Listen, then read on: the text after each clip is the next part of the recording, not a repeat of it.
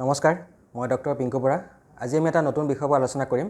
সেইটো হৈছে শিশুৰ জন্মৰ পিছৰে পৰা চকুৰে অহৰহ পানী ওলাই থকা, চকু ফেচকুৰিয়াই থকা বা চকু ৰঙা পৰা। আৰু এইটো এটা খুব কমন সমস্যা হয়।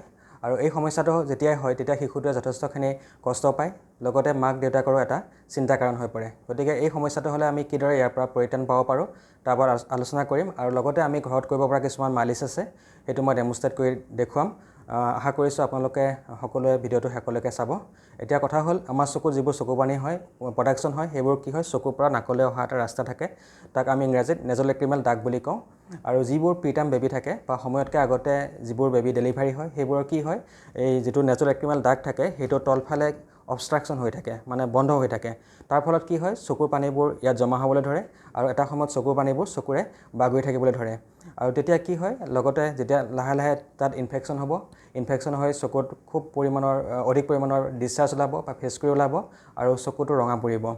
গতিকে এনেকুৱা সমস্যা আন কিছুমান বেলেগ ক্ষেত্ৰতো হ'ব পাৰে, যেনে ধৰক পাংক্টেল ষ্টেন'চিছ বা কনজাইণ্টেল গ্লুক'মা বা কনজাংটিভাইটিছ বা কেৰাটাইটিছ, এইবোৰতো হ'ব পাৰে। গতিকে এই সমস্যাটো হোৱাৰ লগে লগে আপোনালোকে দেৰি নকৰি ডক্টৰৰ ওচৰত লৈ যাব লাগে। আৰু ডক্টৰে যেতিয়া আপোনাক ক'ব যে এইটো নেজলেক্ৰিমেল ডাক্ট অবষ্ট্ৰাকশ্যন হৈছে, তেতিয়া আপোনাক কি কৰিব, হয়তো চিভিয়াৰিটিৰ ওপৰত ডিপেণ্ড কৰি আপোনাৰ এণ্টিবায়'টিক আই ড্ৰপ দিব। লগতে এটা মাছাজ আছে, সেইটো মই কেনেকৈ কৰে দেখুৱাই দিম, যিটোক আমি লেক্ৰিমেল মাছাজ বুলি কওঁ। আজি মই সেইটো অকণমান ডেমনষ্ট্ৰেট কৰি দিছোঁ। বেবী আহাচোন। ধৰক আপোনাৰ এই বেবীটোৰ এইটো চকু। মেইন কি হয়, আপোনাৰ চকুৰ পৰা যিটো পানী এনেকৈ আহি নাকেৰে তললৈ আহে, মানে চকুৰ পৰা আহি তলৰ নাকত পৰে সেই পানীটো, তাৰ পৰা আমি সেইটো খাই দিওঁ, নাইবা ডিঙিলৈকে যায়গৈ। যেতিয়া তলফালে অবষ্ট্ৰাকশ্যন হৈ থাকে, পানীটো ইয়াত লাহে লাহে জমা হ'বলৈ ধৰে, এটা সময়ত চকুৰে নিগৰি পৰিবলৈ ধৰে আৰু ইনফেকশ্যন হ'লে সেইবোৰ তাত আঠা আকৃতিত ফেচকুৰি ওলাব। এতিয়া আমাৰ উদ্দেশ্যটো হ'ল কি, যিটো পানী ইয়াত জমা হৈ আছে, সেই পানীটো আমি হাইড্ৰষ্টেটিক এটা মাছাজ দিম আৰু সেইটো মালিচেৰে আমি কি কৰিম, পানীখিনি আমি তললৈ উলিয়াই পঠাবলৈ চাম। তাৰ কাৰণে আমি কি কৰিম, যিটো দাগ আছে, দাগটো আমি ওপৰ অংশত ধৰি ল'ম। ওপৰ অংশ কোনটো হ'ব, যিটো লিড দুটা য'ত জ্বলি লাগিছে, আমি সেইটো মানে চকুৰ চুকটোত ধৰি ল'ম। এনেকৈ ধৰি ল'ম, ধৰি কেনে এনেকৈ লাহে লাহে লাহে লাহে আমি নাকৰ গুৰিলৈকে আনিম। আকৌ আমি চকুৰ চুকটোত ধৰি ল'ম, ধৰি লৈ এনেকৈ লাহে লাহে আঙুলিটোৰে স্কিনৰ ওপৰে আনি আনি নাকৰ গুৰিলৈকে আনিম। Thank you. এতিয়া কথা হ'ল কি, এইটো কিমান বাৰ কৰিব। এইটো এটা ছেটিংছত আপুনি 10 বাৰকৈ দিনটোত 40 বাৰ কৰক। আৰু মেক্সিমাম চান্স থাকে 99% বেবীৰ কি হয়, এইটো এবছৰৰ ভিতৰত খোল খাই যায়।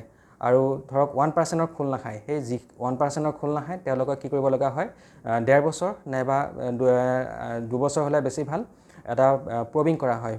প্ৰবিংটো হৈছে কি, এডাল সৰু তাঁৰ থাকে এনাস্থেচিয়া আণ্ডাৰত, সেই ৰাস্তাটোৰে আমি ভৰাই কেনে যিটো অবষ্ট্ৰাকশ্যন থাকে সেইটো খুলিবলৈ চাওঁ। আৰু যদি প্ৰবিং ফেইল হয়, তেতিয়া আমি কেতিয়াবা কি হয়, টিউব ভৰাবলগীয়া হয়। বা টিউবো যদি ফেইল হয়, তেতিয়া কি কৰা হয়, ডেক্ৰাই চিষ্টৰ ৰাইন'ষ্টমী বুলি এটা অপাৰেশ্যন আছে। সেইটোত কি কৰা হয়, নাকৰ যিটো হাড় থাকে তাৰ মাজেৰে ফুটা কৰি এটা আৰ্টিফিচিয়েল ৰাস্তা এটা বনাই দিয়া হয়। গতিকে সেইবোৰ কৰিবলৈ প্ৰয়োজন নহয়েই, মানে যদি যিটো মই মালিচৰ কথা ক'লোঁ সেইটো যদি ভালদৰে কৰে, সেইবোৰ পিছৰ ষ্টেজবোৰলৈ যাবলগীয়া নহয়েই। গতিকে বেবীৰ ক্ষেত্ৰত এইটো হয়তো পটককৈ কৰিবলৈ দিগদাৰ হ'ব পাৰে। তেওঁলোকৰ বেষ্ট সময় হৈছে যেতিয়া ফিডিং লৈ থাকিব, ফিডিং লৈ থকা সময়ত মাকে সেইটো কৰিব পাৰে। আৰু অলৱেজ হাইজিন যিটো থাকে আমাৰ, সেইটো মেইনটেইন কৰিবই লাগিব। হাতখন সদায় ধুই ল'লে বেছি ভাল, মাকে হাতখন ধুই ল'লে বেছি ভাল হয়। আৰু সদায় পৰিষ্কাৰ পৰিচ্ছন্নতাটো ৰক্ষা কৰিলে যিমানটো মানে সমস্যাটো আৰু গভীৰলৈ নাযায়, মানে ইনফেকশ্যনটো আমি প্ৰিভেণ্ট কৰিব পাৰোঁ। গতিকে ভাবিছোঁ এই যিটো মই আজি যিটো মালিচ দেখুৱালোঁ, সেইটো কৰি আপোনালোকে যাৰ যাৰ এই সমস্যাটো হৈছে তেওঁলোকে তাৰ পৰা পৰিত্ৰাণ পাব। ভিডিঅ'টোৱে নিশ্চয় আপোনালোকক সহায় কৰিলে। চোৱাৰ কাৰণে ধন্যবাদ।